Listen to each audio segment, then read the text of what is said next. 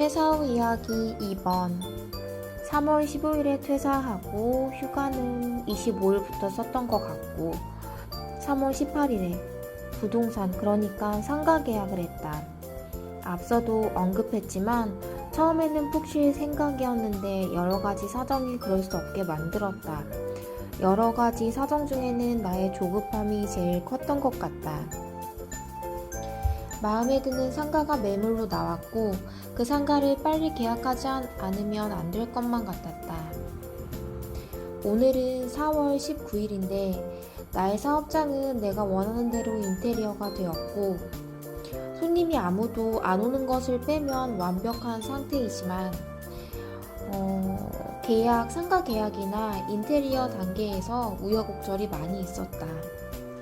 먼저 상가 계약은 네이버 부동산에서 집 근처 상가를 검색했고 제일 저렴하고 마음에 든 상가가 있었지만 현재 임차인과 이야기가 끝나지 않은 부분이 있다고 하셔서 5월 정도에나 확실해진다고 하셨다. 그래서 그 상가는 아쉽지만 조급한 마음에 마음을 접었고 두 번째로 마음에 드는 상가는 중개인 없이 직접 상가에 가서 스스로 혼자서 보았다. 건물이 예쁘고 내가 원하는 쓰리잡, 세무, 타로, 의류 판매를 하기에 적합할 듯하여 네이버 부동산 해당 중개인에게 전화를 해서 부가세 별도로 120만 원에 임차하기로 했다. 그런데 갑자기 건물주가 뒤에 있는 창고 공간까지 15만 원을 추가로 주고 부가세 별도로 빌리지 않으면 사업장을 임차해주기 어렵다고 했고 난 졸지에 예정되어 있지 않은 공간까지 임차하게 되었다. 예정되지 않은 공간이었지만 공간이 예뻤고 스튜디오나 창고로 쓰면 괜찮겠다 싶었다. 오케이를 하니 그 주 주말 임대하기 전에 건물주가 나를 한번 보고 싶어 한다고 했다. 이건 뭐지? 면접인가? 상가 계약은 면접을 보고 하는 건가? 알겠다고 하고 면접을 보고 그 다음 주에 계약을 하기로 했다. 그런데 등기부등본상 건물 소유주와 토지 소유주가 여러 명이었고 이런 경우 위임 서류가 정확해야 해서 담당 중개사님께 위임 서류를 잘 갖춰달라고 신신당부를 했다. 하지만 계약 당일 위임장이나 인감증명서 모두 3개월이 지난 서류였고 나는 위임 서류를 언제까지 꼭 갖출 것을 특약사항에 넣어서 계약서를 작성했다. 도대체 중개사님들은 뭘 하고 150만 원이나 가져가는 건지 나는 내 발로 직접 가서 상가를 보고 내가 전화해서 계약을 했는데 왜 기본적인 위임 서류조차도 안 챙겨주는 걸까라는 생각을 했다. 등기부등본 건축물 대장도 떼어보니 임차하려는 건물은 위법 건축물이었다. 중요한 게 찾아보니 나의 경우는 사무실용으로 쓰는 거니까 상관이 없지만 음식점 등으로 쓰려면 해당 건축물이 위법 건축물인 아닌지 신중히 봐야 한다고 했다. 음식점은 허가업이어서 위법 건축물의 경우 구청에서 허가가 안 날 수도 있기 때문에 괜히 계약금만 날리는 경우가 있을 수도 있을 것 같았다.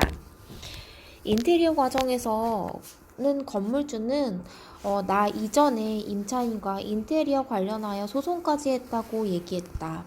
그래서 건물 외부건 내부건 인테리어 시에는 건물 관리인과 상의를 해달라고 했고 외부 인테리어에 관해서는 계약서에 특약사항까지 넣었다.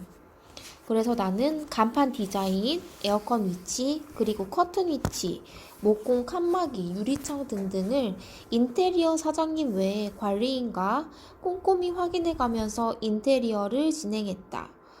크크크. 지금 생각해도 진짜 코미디다. 그리고 인테리어 사장님과의 해프닝. 인테리어 사장님은 외가 사촌동생과 같은 교회에 다니는 인연으로 나의 작은 빌라 인테리어도 해주셨고 그래서 이번 사업장도 인테리어를 부탁드렸다. 그런데 사장님은 작품을 만들고 싶으셨던지 처음 견적서를 받았을 땐 2,500만 원 정도 됐다. 헉, 그래도 8평 정도인데 견적서를 보고 너무 금액이 크다 싶어서 첫 번째 싱크대 제외, 두 번째 수납장 제외, 세 번째 간판 조명 제외, 네 번째 TV 제외, 다섯 번째 CCTV 제외 등 뺄 수 있는 건 다 빼달라고 했다. 사장님은 무슨 개업 현수막까지 견적서에 넣으셨고 사장님 전 쑥스러워서 현수막 같은 건 필요 없어요 라면서 뺄 수 있는 건 다 빼서 다시 견적서를 요청드렸다. 두 번째 견적서는 1860만 원. 그리고 그걸 보고 다시 견적서를 조정을 했다. 그리고 나서 견적서는 1780만 원.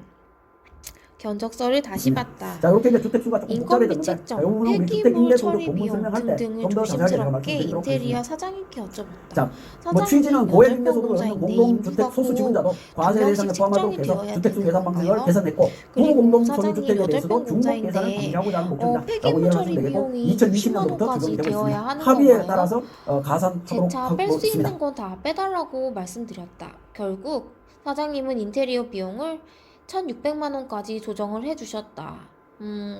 감사했다. 그런데 인테리어를 하면서 느낀 점이 있었다. 인테리어 과정을 알면 숨고에서 사람을 사서 해도 되겠구나 였다. 왜냐하면 인테리어 업자분은 그 업체가 2인으로 움직여서 공정마다 2인의 인건비를 책정한다. 그 공정이 많든 적든 그렇다. 그리고 전체 재료비와 인건비에 기업이윤 13.4%를 붙인다. 그런데 순고에서 사람을 사서 쓰면 혼자서 일을 다 하시고 이인목을 다 받지는 않으신다. 일단 견적서를 보니 인테리어는 전기공사, 그리고 벽에 합판, 페인트, 그 다음에 천장 도색, 목공, 에어컨, 간판, 폐기물 처리 등으로 이루어진다. 각각의 공정을 알고 공부를 해서 조금이라도 이해하고 있다면 조금 더 비용을 아끼고 진행할 수 있지 않을까라는 생각이 들었다. 그리고 또 그런 과정에서 찾아보니 한 가지 더 염두할 점이 있다고 했다. 인테리어를 할 땐 꼭 계약서를 쓰고 하자보수와 하자보수 기간에 대해서도 분명히 명기해야 하고 공사가 시작하는 기간과 끝나는 기간까지 합의를 해가지고 개업하는 시기에 지장이 없도록 그렇게 진행을 해야 한다고 되어 있었다. 나는 아름아름으로 아는 분이라서 그래도 상관이 없지만 생판 처음 보는 사장에게 견적서를 받고 하는 거라면 염두에 둬야 할 부분은 아닌가 싶다. 왜냐하면 착수금과 중도금을 받고 나서 일부러 공사를 지연시키거나 재료비가 더 필요하고 재료비가 올랐다고 하면서 금액을 더 요청하는 경우가 있고 연락을 피하는 경우도 있고, 그래서 인테리어 업자는 실제 사업장이 있는지 확인해보고 계약을 하는 게 좋다고 했다. 만약에 그런 경우에 아예 연락이 안 되면 사기 등으로 고소를 할 수 있지만 간간히 연락이 되면서 공사가 늦어지면은 고소를 하기가 애매할 수도 있다고 하였다. 그래서 완성된 사업장이다.